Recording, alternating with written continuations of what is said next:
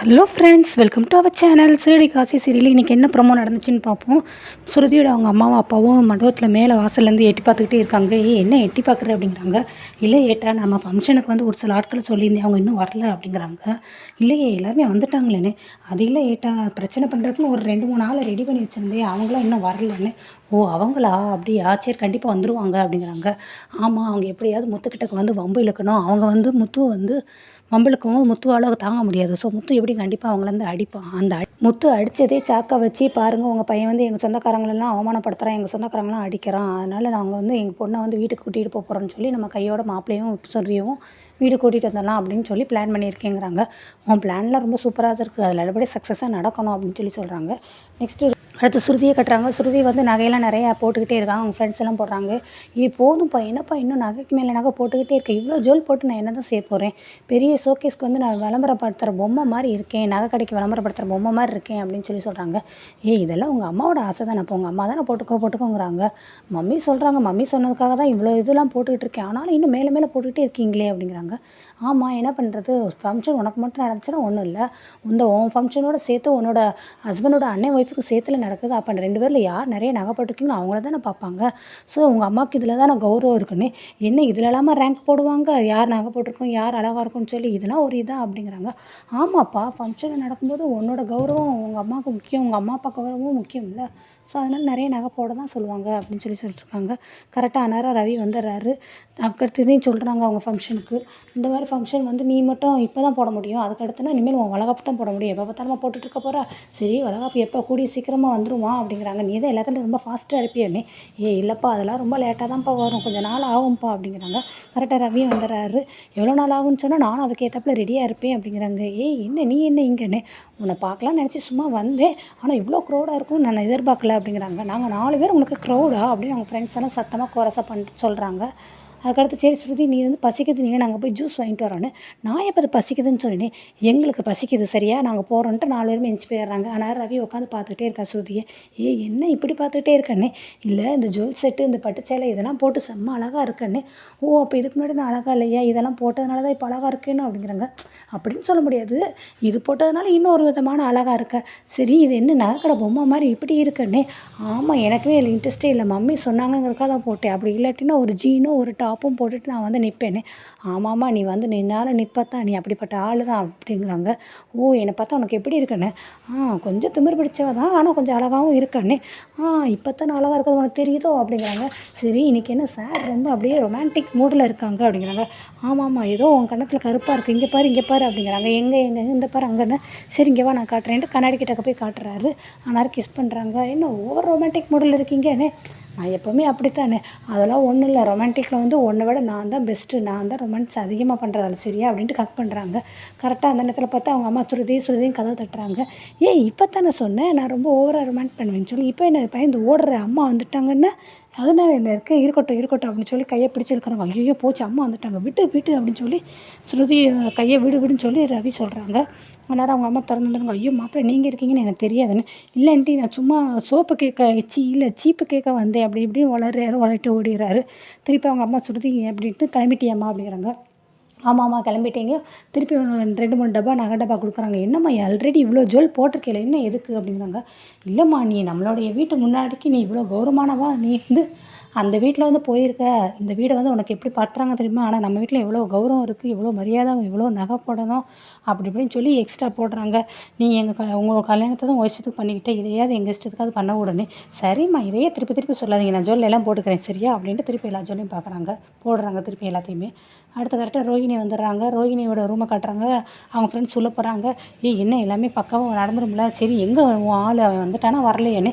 எப்போ பார்த்தாலும் என்னடி ஏன் ஆளுன்னு அவனையே சொல்லிக்கிட்டே இருக்க, அவன் வந்துடுவான் சரியா, வெயிட் பண்ண, அவன் வருவான் அப்படிங்கிறாங்க. சரி, அதுக்கப்புறம் ரோகிணியை பார்த்து சொல்கிறாங்க. ரோகிணி ரொம்ப அழகாக இருக்குது, சூப்பராக இருக்குது, அந்த சேலை உனக்கு ரொம்ப நல்லா மேட்சாக இருக்குது அப்படிங்கிறாங்க. ஆமாம், இது ரொம்ப முக்கியம், போடி அப்படிங்கிறாங்க. நானே பயத்தில் வந்துட்டுருக்கேன்னே. இந்த மாதிரி நேரத்தில் தான் இப்போ நம்ம அழகை நம்மளே ரசிக்க முடியும்.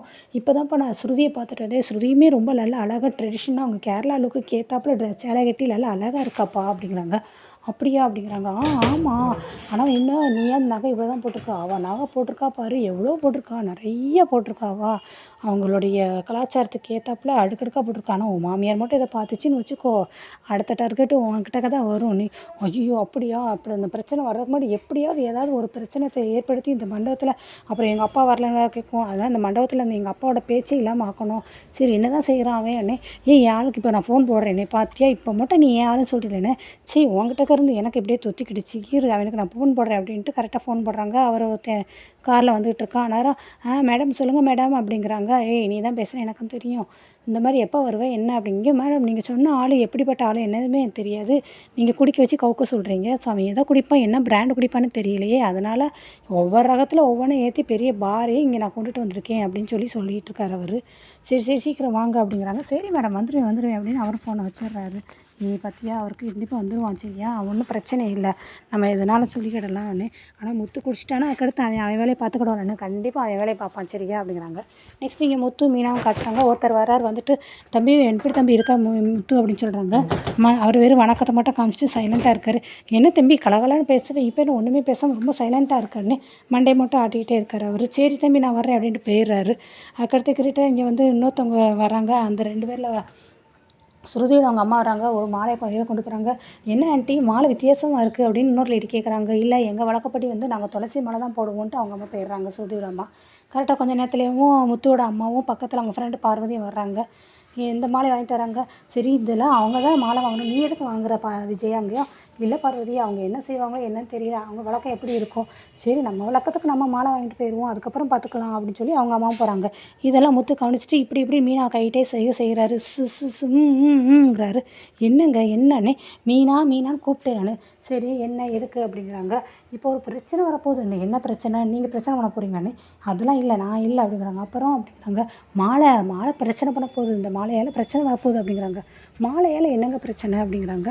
ஆமாம் இப்போ தான் ஸ்ருதியோட அவங்க அம்மா துளசி மாலை வாங்கிட்டு போனாங்களா, எங்கள் அம்மா பார்த்தியா ரோஜாப்பூ மாலை வாங்கிட்டு போகிறாங்க. ஸோ எங்கள் மாலையை தான் போடணும் உங்கள் மாலையை தான் போடணும்னு சொல்லி சண்டை போடுவாங்க பாருன்னு. அதெல்லாம் ஒன்றும் போட மாட்டாங்க, அவங்க அந்த சண்டையை வந்ததால் அவங்களே பார்த்து தீர்த்துக்கிடுவாங்க, நீங்கள் பேசாமல் அமைதியாக இருங்கண்ணே. இல்லை கண்டிப்பாக மாலையால் இப்போ ஒரு பெரிய பூகம்பமே வரப்போகுதுன்னு. இன்னது பூகம்பம் வரப்போதா, ஐயோ அப்படின்ட்டு முன்னாடி உள்ளவங்க எந்திக்கிறாங்க. ஐயோ அக்கா அதெல்லாம் ஒன்றும் கிடையாதுக்கா, நீங்கள் பேசாமல் அமைதியாக இருங்கக்கா, அதெல்லாம் ஒன்றும் இல்லைன்னு. அதான் நம்ம பார்த்தேன், நீ வேறு பூகம்பம் வருதுங்கிறியே என்னம்மா நீங்கள் பேசுகிறீங்க அப்படின்னு சொல்லி அவங்க சொல்கிறாங்க. கொஞ்சம் நீங்கள் அமைதியாக இருங்களேன்னு. இல்லை மீனா கண்டிப்பாக பாரு இப்போ ஒரு பெரிய கலவரம் நடக்கும், நீ வேணால் உள்ளே போய் பாருன்னு.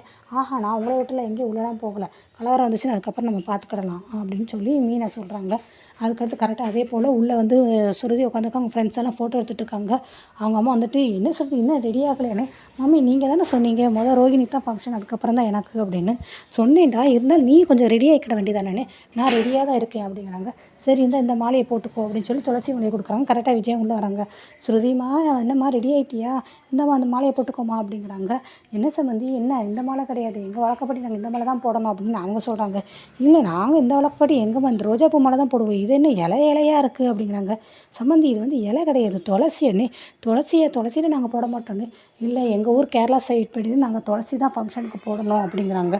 நாங்கள் தமிழ்நாட்டில் தான் இப்போ ஃபங்க்ஷன் நடத்துகிறோம், அதனால் எங்கள் ஊர் பக்கப்படி நீங்கள் ரோஜாப்பூ மாலை தான் போடணும். பிறகு எங்கள் சொந்தக்காரங்களாம் கேட்பாங்க, பதில் சொல்ல முடியாது, இந்தாம்மா நீ இதில் போட்டுக்கோ அப்படிங்கிறாங்க.